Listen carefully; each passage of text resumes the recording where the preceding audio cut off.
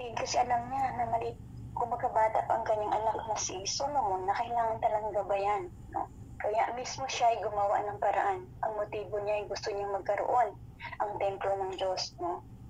So, ayun, kita natin dito. So, lahat ng gagawin natin, dapat it is for the glory of God, hindi sa glory ng tao. Lahat ng gagawin natin, o pagbigay man yan, o ano man yung gagawin natin, ng mga talento na meron tayo sa pag-aawit, o sa pag-preach man yan, MC, sa testimony, purihin natin. It's for the glory of God, no? Sa Colossus 3:17, sabi nga dito at 23 to 24, at ano man ang inyong sasabihin o gagawin ninyong lahat sa pangalan ng Panginoong Jesus. At sa pamagitan niya ay magpasalamat kayo sa Diyos Ama. So yan ang dapat natin gawin, sabi nga sa Colossus 3:17. At dito naman sa 23 at 24, ano man ang inyong ginagawa, gawin ninyo ng buong puso na parang sa Panginoon kayo naglilingkod at hindi sa tao. Sapagkat si Kristo ang Panginoong pinaglilingkuran ninyo at alalahanin ninyong pagkalooban kayo ng Panginoon ng gantimpalang inilaan niya para sa inyo. Di ba ang ganda? No? Isipin natin daw, lahat ng ginagawa natin ito, hindi dahil lang kay Pastor Anson, dahil inilagay tayo dito sa ating sitwasyon, no? Sa ating binigyan tayo ng assignment. No? Ginagawa natin ito dahil sa Panginoong Kristo. At alam natin na meron tayong gantimpala na marireceive na inilaan para sa atin. Kaya kung masayang nagtatanggap tayo ng bonus dito or aid, di ba? Saya-saya nang yung nagbigay ng aid ng amo. Masaya tayo na nakatanggap. How much more yung blessing na matatanggap natin, no, sa Panginoon. So give must be for God's glory. Kaya sabi nga dito sa Colossus 3:23, saan ko ba? Okay, Colossus, yun na. Colossus 3:23 yun na, ano man ang yung ginagawa, gawin ninyo ng buong puso na parang sa Panginoon kayo naglilingkod at hindi sa tao. So, itong reminders natin. So, ang pang-apat na tayo, give with joy and generosity. So, yun, meron talagang joy. Iba yung grateful heart, iba ang joy, no? So, sabi nga dito sa 2 Chronica 29 verse 9, nahirapan ako sa Tagalog ata. Masayang-masaya ang mga tao sa kanilang kusang loob na paghandog kay Yahweh at labis din itong pinatuwaan ni Haring David. So, masayang-masaya, no? Kung hindi mababayaran ng kanilang kasiyahan. At sabi nga dito sa 2 Corinto 9:6-9, tandaan ninyo, ito ang nagtatanim ng kaunti ay aanin ng kaunti, at nagtatanim naman ng marami ay aanin ng marami. Ang bawat isa ay dapat magbigay ayon sa sariling pasya, maluwag sa loob at di napipilitan lamang, sapagkat iniibig ng Diyos ang kusang nagbibigay ng may kagalakan.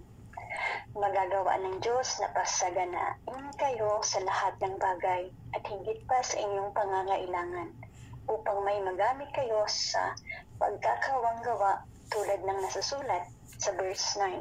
Siya ay nagbibigay ng libre sa mga dugha, ang kanyang katuwiran ay walang hanggan. Gayon.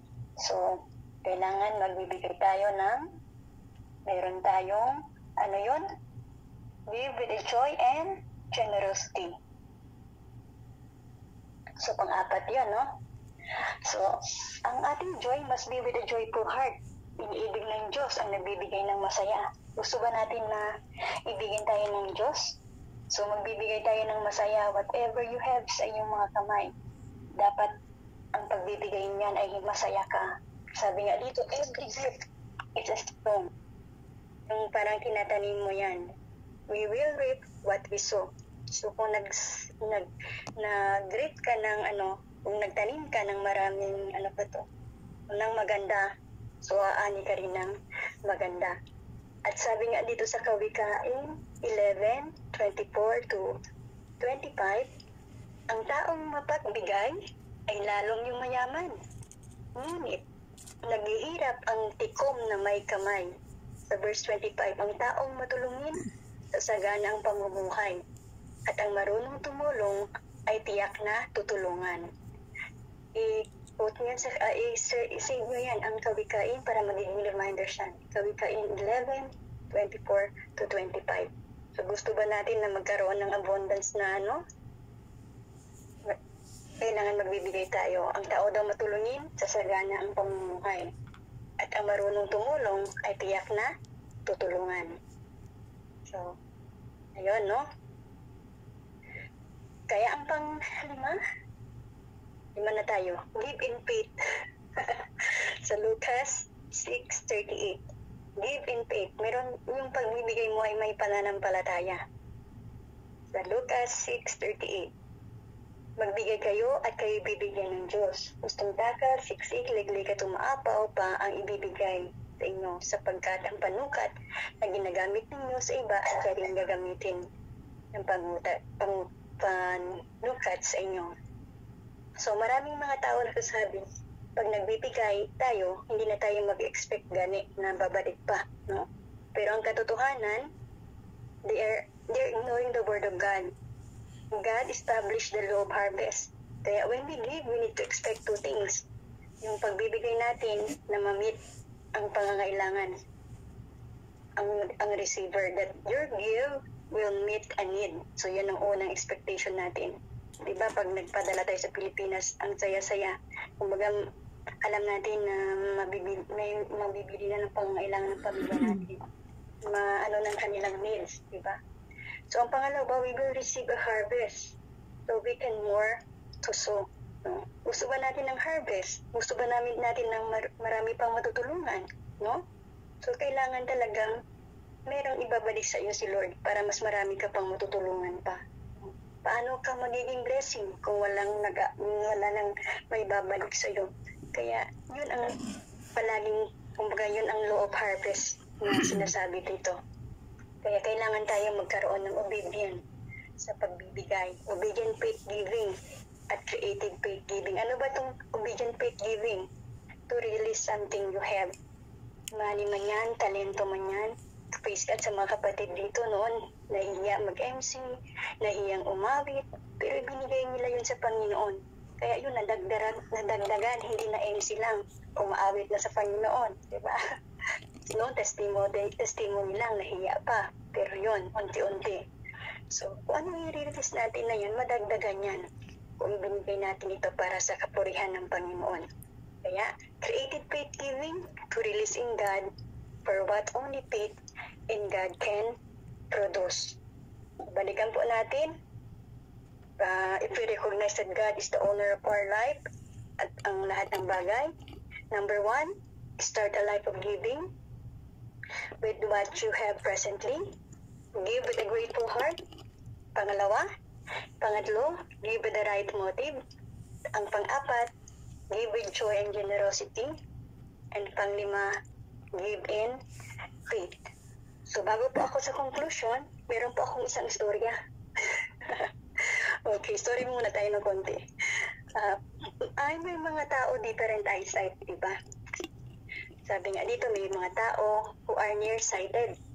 So ito yung mga, pag nakikita sila, nagbabak pa ng konti para makakita sila sa ano. So ang pangalawa, people who are farsighted. Nakakita sila ng far away, but kung closely na, hindi nila makikita closely.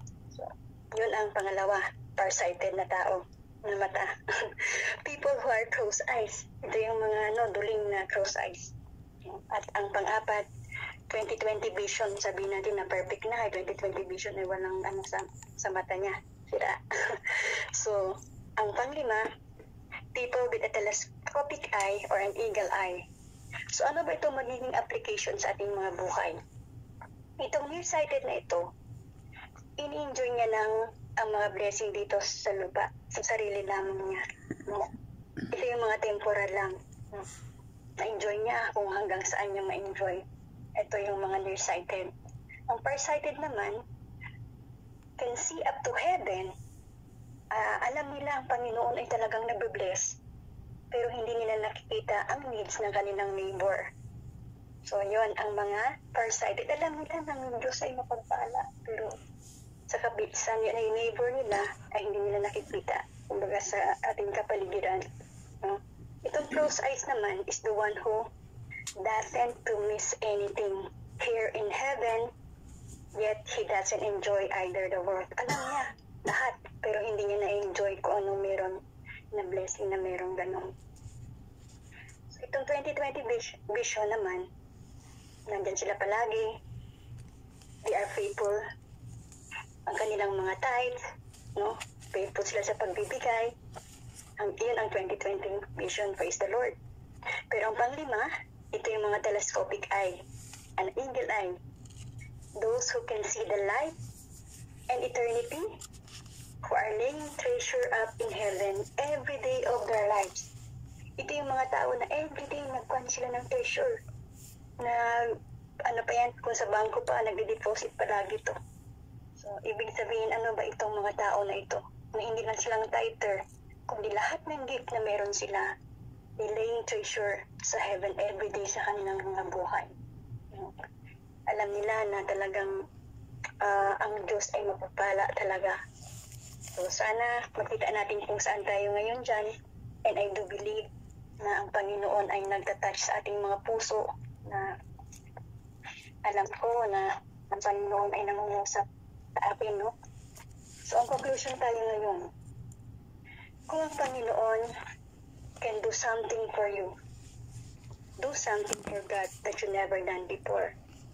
Kung may alam mo na marami nang ginawa si Lord sa iyong mga pagpapala, do something for God that you never done before. Move into the dimension of living to give. Mag-move ka kung gusto mo ng pagpapala. Mag-move ka kung gusto mo na magiging blessing ka. Nagbibigay ka. No? Ito yung magiging lifestyle natin of victory and glory to give, to live to give, and you will never lack of good things. So, living to give must be a way of life. Ito yung magiging way of life natin, yung pagbibigay na yan.